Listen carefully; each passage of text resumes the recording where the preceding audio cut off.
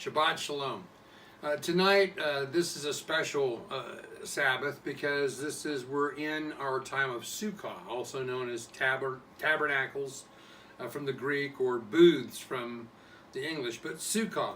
Sukkot is a special one of the fall feast, and the fall feasts are indicative of the second coming of Messiah. The first feasts were the prophetic fulfillment of his first coming. He was the sinless bread from heaven, the lamb that takes away the sin of the world, and he was the first fruits of our resurrection. 50 days Pentecost after his ascension, he sent 50 days after the resurrection, he sent his spirit. Acts chapter 2, Shavuot, we received the spirit. So the fall feasts are prophetic of what will be happening in his second coming. Yom Teruah, the Feast of Trumpets, the King is coming. Yom Kippur, the King is judging. Kippur, atonement for those who have been saved, and judgment for those who have not. And then Sukkot, which we are now in a time of living in booths. Sukkot is typically considered a time of traditional time of weddings. That's the wedding feast of Messiah with his people. He returns. He talks in the parable about the bridegroom is coming, but some people fell asleep, and he returns at a time no one knows the day or the hour. That's a Hebrew idiom that goes along with Yom Teruah, because no one knows the day Yom Teruah happens until it's already happened because of the moon, and no one knows the hour because it's when the first three stars come out. So we don't know the exact hour, the day or the hour, but his return, his judgment, and then his living with us, and that's Sukkot, and that's what we're going to be talking about today. So the three fall feasts. Let's take a look at Vayikra, chapter 23, and verses 1 through 4. That's Leviticus in Hebrew, chapter 23, 1 through 4. And Yahweh spoke to Moshe, saying, "Speak to the children of Israel, and say to them, the appointed times," that's Moedim in Hebrew, of Yahweh, which you are to proclaim as Kodesh, gatherings, separated. We would translate that holy, but it doesn't mean just something that glows, or a choir of angels come forth, which, by the way, angels don't sing. The angels were saying, not saying. Humans sing. Angels cannot. Nothing can sing except a human. We can cry out in the major keys, the thanksgiving for the salvation of Yah. And in the minor keys, our soul cries to him for forgiveness and for direction. And we cry to him for that. So, but at any rate, chapter 23 of Leviticus and verse 2, "Speak to the children of Israel and say to them, the Moed, the appointed times of Yahweh, which you are to proclaim as Kodesh gatherings, my appointed times are these." He says these are his appointed times. It's not for you to decide, it's for him to decide. My appointed times. 6 days work is done, but the seventh day is a Sabbath of rest, a Kodesh gathering, and you are to do no work. It is a Sabbath to Yahweh in all your dwellings. So the first thing we have to learn is there is always a Sabbath on the seventh day. The second one is verse 4. "These are the appointed times of Yahweh, Kodesh gatherings, which you are to proclaim at their appointed time." So he repeats himself with that. Verse 5, "On the first of the month, the 14th day of the month, between the evenings, Pesach," or the Passover. He talks about the first, and then he goes along and talks about that's the spring feast, and he goes back and speaks to the fall feast. So the fall feast, Yom Teruah is the first. Yom Teruah is the day, Yom, of trumpets, Teruah. It's the day of blowing trumpets. Now, a lot of people call this Rosh Hashanah. That's only a tradition. That's not biblical. Biblically, it only says Yom Teruah, and it's not a new year, biblically. In fact, it's the seventh month, according to the Bible. But your king is coming. Leviticus 23, and he goes on and he says,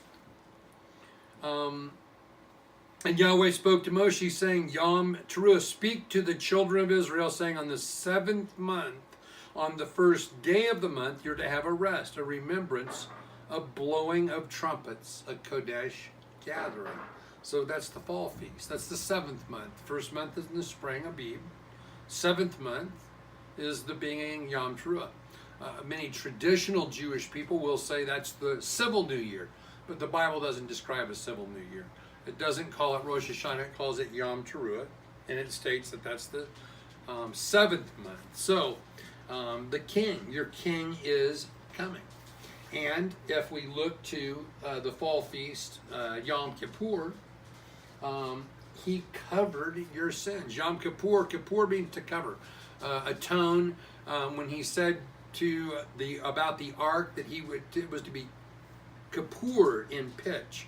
When Moshe was placed in a little basket, a reed basket, and put in the Nile, it was Kippur, it was atoned, it was covered, it was atoned for. It's his covering. So, chapter 23 of Leviticus, in verse 26, and he says, and Yahweh spoke to Moshe, saying, on the 10th day of the 7th month, so 10 days after Yom Teruah, the 10 days of awe, is Yom HaKippurim.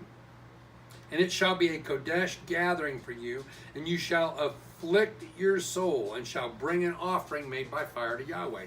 So this is the second of the 3 fall feasts, and we've discussed that before, but Leviticus 26 describing what it should be and how it should be done. Take a look just quickly, if you would, at Matthew in 3 and 13. And in Matthew 3,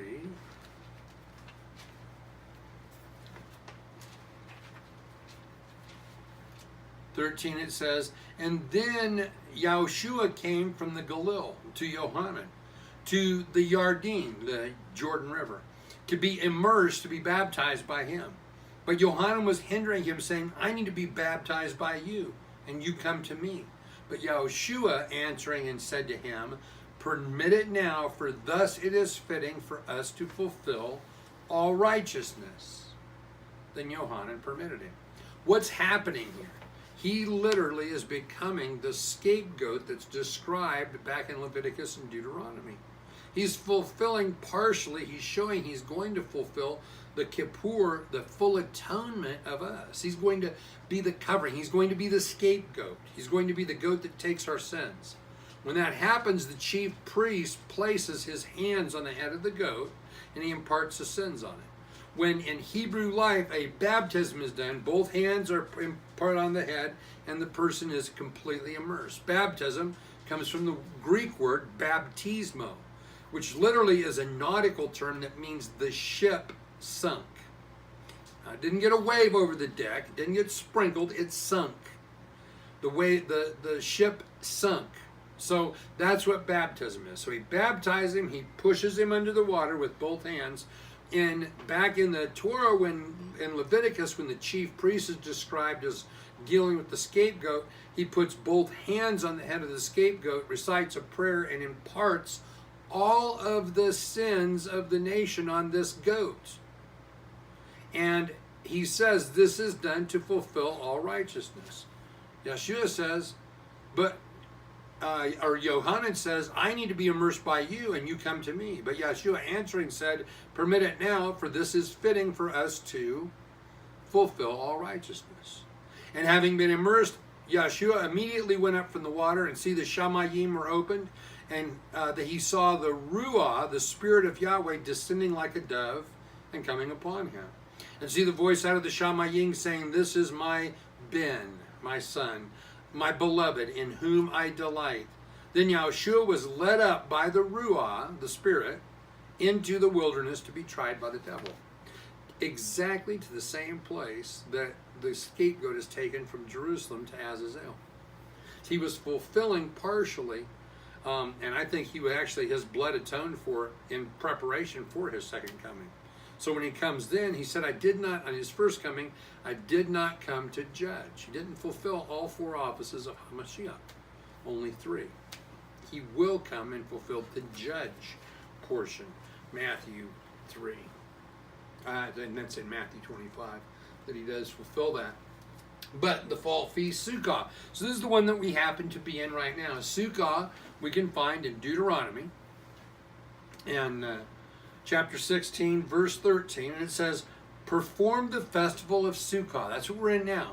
Sukkot is performed by tradition to build a booth outside, to eat out, to cook your meals out, to sleep out, to live in a small hut of some sort. Many traditions have come out of it, but it's in taking time to shut down modern electronics, modern things, to set time apart, to spend looking at the stars at night.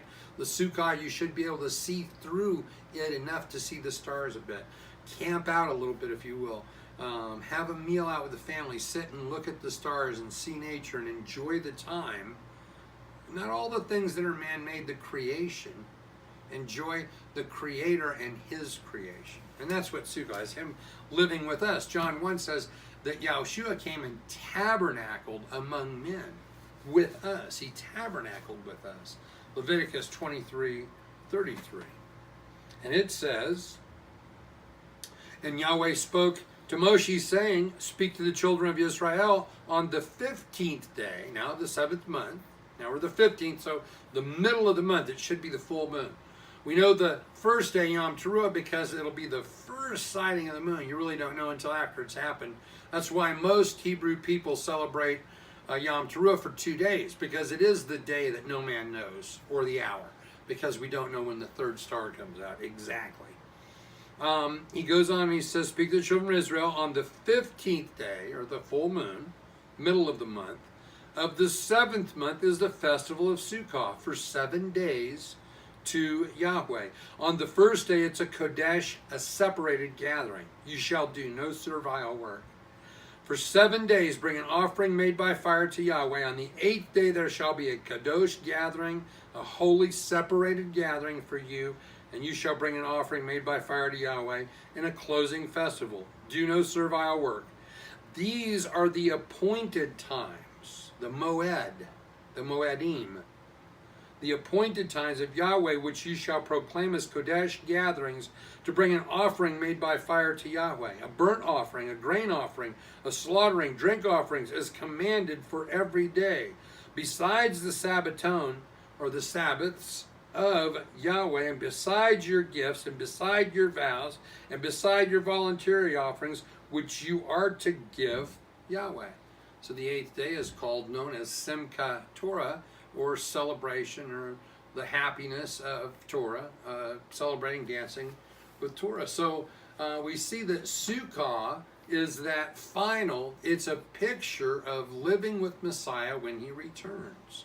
Where do we also see that? Well, we see that in Revelation 19 and 20.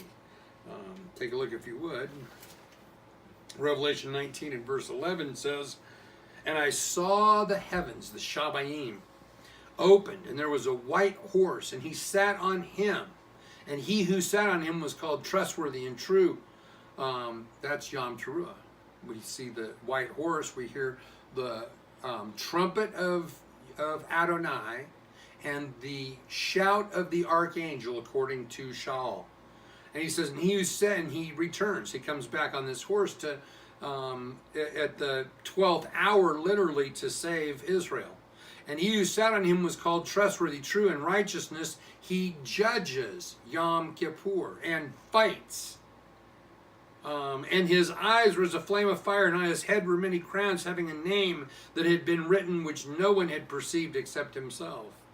And having been dressed in a robe dipped in blood, and his name called the Word of Yahweh. So he was called Torah. He was called the Word of Yahweh, the Torah, the instructions. And he was dipped in blood. What is this? He atoned for you. This is atonement. Yom Teruah, he returned. He atoned for you with his blood, Yom Kippur. And then on the 15th of the month, he slides right on over to chapter 20 of Revelation. So see, this is not just Old Testament. Revelation can only be understood through the feasts. It's something that cannot be understood. You see all these revelation or eschatology teachers, these end times prophecy teachers always talking about it. But when you don't view it through His Word, through the set times, the Moedim, you cannot understand it. He's the same yesterday, today, and forever. He does it this way. He does it through His Moedim, not the way we think He's going to do it. So he goes on in chapter 20 and he says, and I saw a messenger coming down from the Shamayim, having the key to the pit of the deep and a great chain in his hand. In the Greek it literally says on the right hand of him. And he seized the dragon, the serpent of old, who is the devil and Satan, and bound him for 1,000 years. There's the 1,000 years. Verse 4, and I saw thrones, and they sat on them, and judgment was given to them. Wow. Thrones. This is matching Matthew 25. And the thrones were set up, and the sheep and the goats were divided, the right and the left. It's the same thing we're talking about here. It's a repeat of that. And the lives of those who had been beheaded because of the witness they had bore to Yahushua, and because of the word of Yahweh, who did not worship the beast or his image, and did not receive the mark upon their foreheads or upon their hands. And they lived and reigned with Mashiach 1,000 years. There's the 1,000 years that will be the fulfillment of the Feast of Sukkot that we're practicing. It's a rehearsal. It's a moed. It's a appointed time. It's a rehearsal time. We're rehearsing for living with Messiah, tabernacling with him. Verse 5, and out of chapter 20 of Revelation, and the rest of the dead did not come to Kai, to life, until the 1,000 years were ended. So this was the first resurrection. Those who are going to be brought up, this was the first resurrection. Blessed and Kodesh is the one having part in the first resurrection. The second death possesses no authority over these, but they shall be Kohanim, priests of Yahweh and of Mashiach, and shall reign with him 1,000 years. This is the fulfillment of Mashiach, of the Feast of Sukkot, the fall feast. Living and reigning with him for 1,000 years. It's also the fulfillment of the Sabbath, because we have 6 days, and then the 7th is a Sabbath. We have had 1,000 year periods in the history of the world, and then will be the 1,000 year period of Messiah tabernacling, Sukkoting with us here in the 1,000 year millennial reign. Now, many of you may say, oh, well, that's crazy. The earth is millions of years old. Well, we can't really prove that. There's no evidence for that. All of the evidence we have, and I can point to a lot of it, I will do that again another day, says that the earth is less than 10,000 years old. Otherwise, we would have no mountains. Niagara Falls wouldn't be there. It would be already rotted back. The Gulf of Mexico would already be filled with sediment by the timing of the earth, if it were older than 10,000 years ago old. And if it were more than 10,000 years old, it would have been flooding twice a day prior to that, every day, because the distance the moon is from the earth. The moon causes the tides. If we know the moon is moving away from the earth at a steady given rate, very calculable. If we just take that and move it back 10,000 years, it would be so close to the earth that it would make it flood twice a day. You can't comfortably be flooded twice a day and survive it. So we know by many, many, many evidences that the earth is less than 10,000 years old. This would account for the 6,000 years of life on earth and the 7,000th millennial reign of the Messiah. So what do we do for this Sukkot? How do we practice living with Messiah? We're going to be Kohanim, so we should learn his word. Practice first by learning his word. We should know his Torah. We should know his Proverbs, his Psalms. We should know his stories, his parables about him. And we should rejoice. Deuteronomy 16 gives us a specific command to rejoice. Deuteronomy 16, 14, and 15 say, perform the festival of Sukkot for 7 days after the ingathering of your threshing floor from your winepress. So the fall, because that's done in the fall. And you shall rejoice in your festival. You, your son, your daughter, your male servant, your female servant, and the Levite, and the stranger, and the fatherless, and the widow who are within your gates.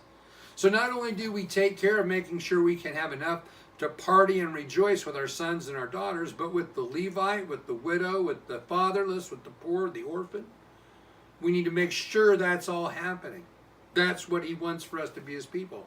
If as his people we can't take care of his Levites or his Kohanim today, how do we expect to be taken care of when we become Kohanim for him in the millennial reign? Do we want to be taken care of that way? Do we want to be taken care of in a way that we take care of orphans and widows? Do we want to be treated by our Messiah the way we've treated him or not treated him in this lifetime? Have we done what he said? Have we kept his feast? They're all pictures of what he's done or what he's going to do. That's what we need to do. We need to rejoice. Philippians 4 gives us a little picture of rejoice. Philippians 4 says in verse 4, chapter 4, rejoice in Yahweh always. Again, I say rejoice. Let your gentleness be known to all men. Adonai is near. Worry is for nothing. But in all things, by prayer and petition with thanksgiving, let your requests be made known to Yahweh. And the peace of Yahweh, the shalom, which surpasses all understanding, shall guard your hearts and minds through Messiah Yahushua. That's a promise. That's a promise from Paul, and he keeps. He tells us about things that Yahweh keeps. Yahweh keeps his promises. So the offerings, what are they? Well, that kind of is the other part of it. It's bringing offerings. It's literally 203 offerings. Numbers 29:12 gives us the very best details of it. But Numbers 29:12 starts with, and it says, on the 15th day of the 7th month, so we know this is the Sukkot, or the tabernacle gathering, you shall have a Kodesh, separated gathering, and do no servile work as you celebrate a festival to Yahweh for 7 days. And you shall bring near a burnt offering, an offering made of fire, a sweet fragrance to Yahweh. 13 young bulls, 2 rams, 14 lambs, perfect ones they are. Grain offerings, fine flour mixed with oil, and it goes through, and I've checked this out very carefully and very mathematically, and it's basically 203 offerings. It's more expensive offerings for those who have more, and it's less expensive offerings for those who don't. So today we could even convert this part, the 203 tabernacle offerings or sukkah offerings, and they're done for a specific purpose. 70 of those offerings are made, 10 each day of the 7 days of the feast, for the salvation of the nations. That's evangelism. We give that to our organization to be able to send out people or to evangelize folks in our own communities around the world, where we're at, or where we either go ourselves or we send. 70 of those offering of the 203 are for that. The rest are for the tabernacle itself to be repaired, to be upgraded, to be taken care of. And again, as the word said, for the Levites, for the widows, the orphans, and the stranger, the poor who is within your gates. If he's within your gates, he's either poor or he needs a place to stay, so he's the least of these that Matthew 25 you've helped give shelter to, you've helped give clothing to, you've helped give food to. You can see how it all comes together and fits. The 203 offerings are the offerings. So this is simple. Even a child can come up with 203 pennies. Now don't be fooled by saying, oh, well, really cool then. All I got to do is do 203 pennies. Well, if that's the blessing you want for tabernacles, if that's what your beliefs of evangelism, caring for the tabernacle, the Heikel, the Mishkan, if it were here, but the place where his name is honored if it's not, which is now, we are the stones. The body of Messiah literally is the Mishkan. It's to take care of the body of Messiah, but it all should still be done. The 203 offerings. And we still do those things. So the rejoicing, the offering, the spending time with him. The 3 fall feasts, just a very thumbnail sketch of what they cover. But they cover something very important and very prophetic. I hope this gives you a little bit of help through this time. Shabbat Shalom.